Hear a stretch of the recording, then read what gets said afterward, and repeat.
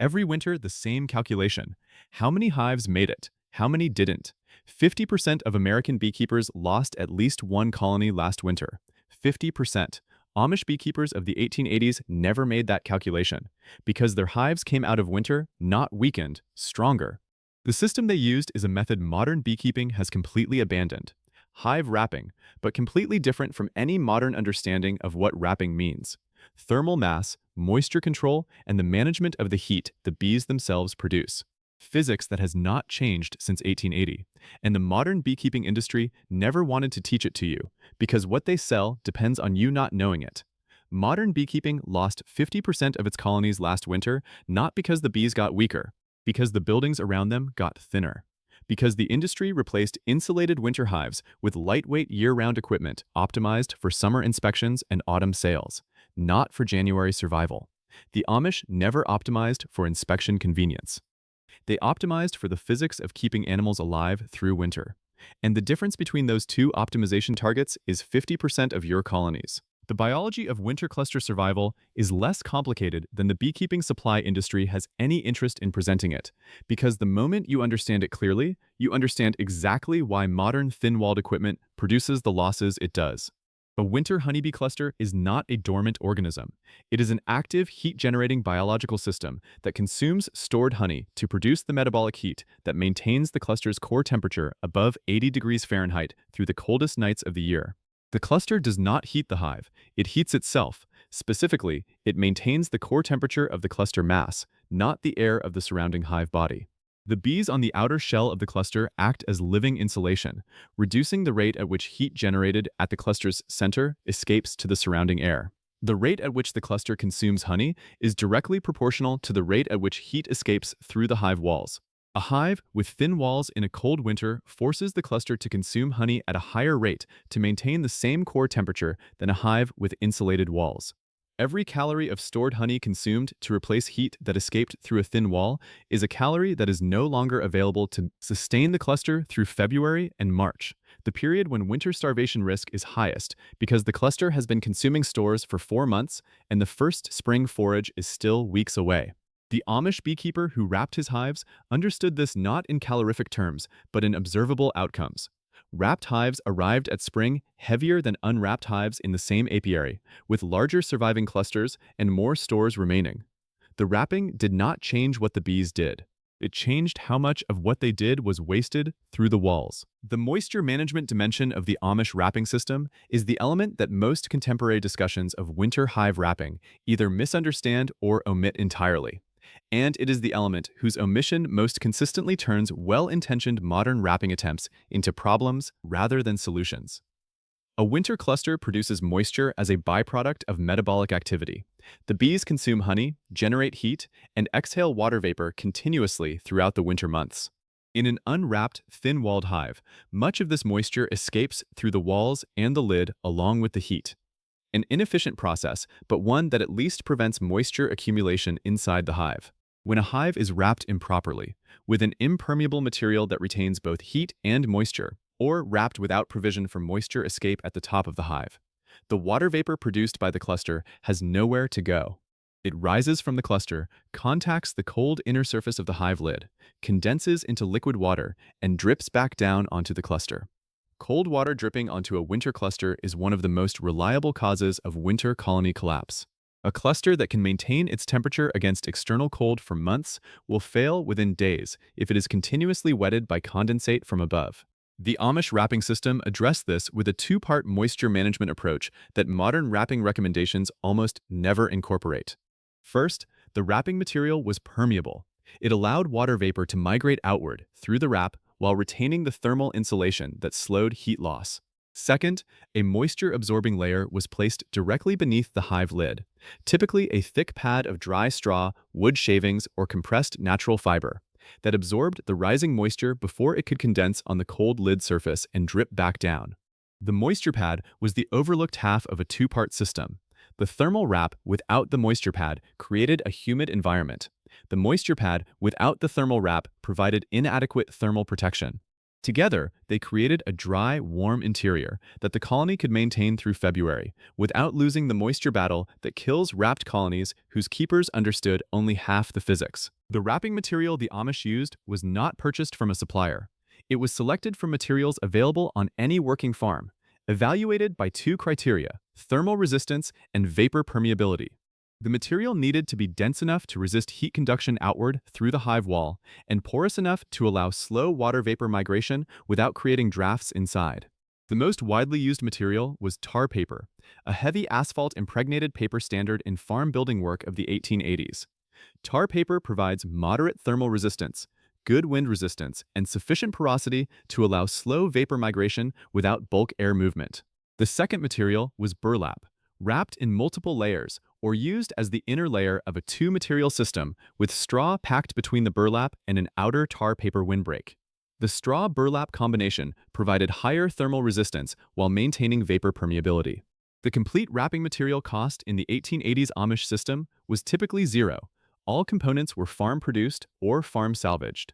The wrapping was stored and reused across multiple winters, and the labor of applying it was performed as part of the October routine. The straw fill came from the farm's own harvests, the burlap from old feed sacks, the tar paper from leftover building material. Nothing ordered, nothing delivered, nothing replaced annually. The timing of the wrapping was the variable that most directly determined whether the system performed as intended or caused disruption.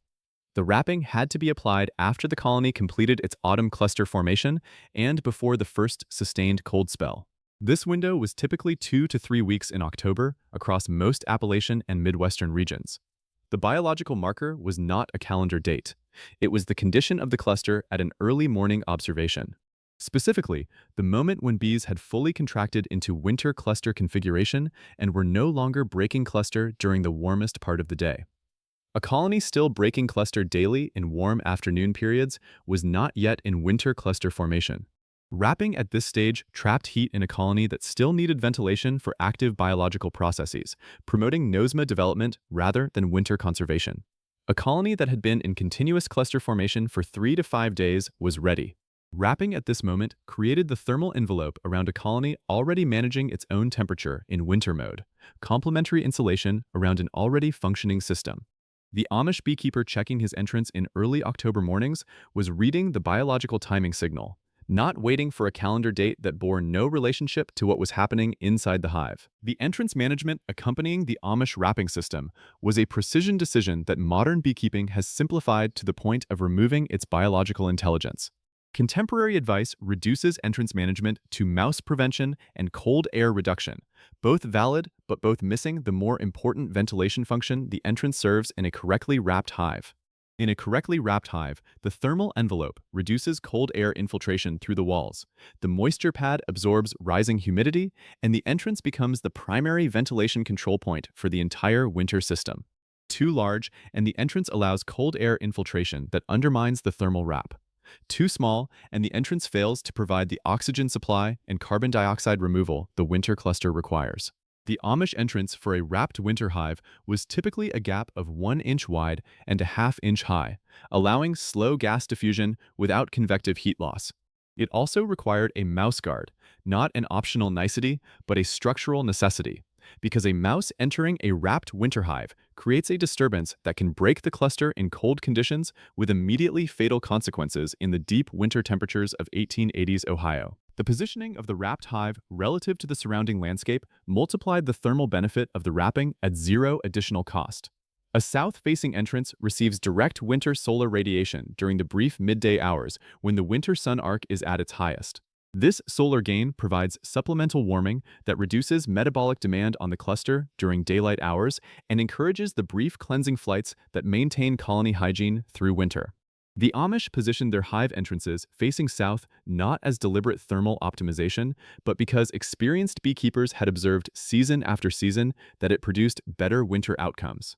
Cold winter winds significantly increase convective heat loss by continuously replacing the thin layer of warmed air at the hive surface with cold ambient air.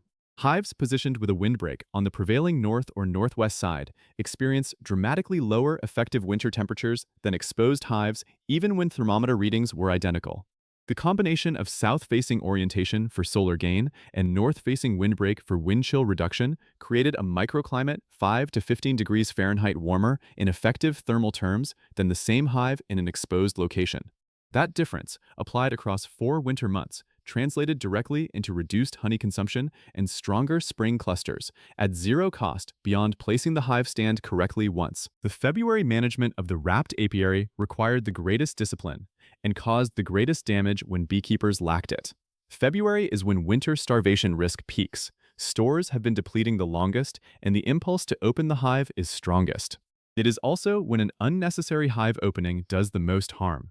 A winter cluster broken by a February inspection below 40 degrees Fahrenheit loses the thermal stability it has maintained for months in seconds. The cluster bees scatter across cold frames, unable to immediately reform. The colony may take 20 to 40 minutes to reform, during which peripheral bees that cannot reach the warmth of the reforming core may chill and die. In a weakened late winter colony, a 20-minute scatter event can permanently impair spring buildup. The Amish February management consisted of 2 non-invasive assessments from outside the hive. First, the weight assessment, hefting the rear of the hive to read remaining stores. A hive with adequate stores feels heavy. A hive approaching starvation threshold feels light. 10 seconds per hive, no opening, the one piece of information actually needed in February.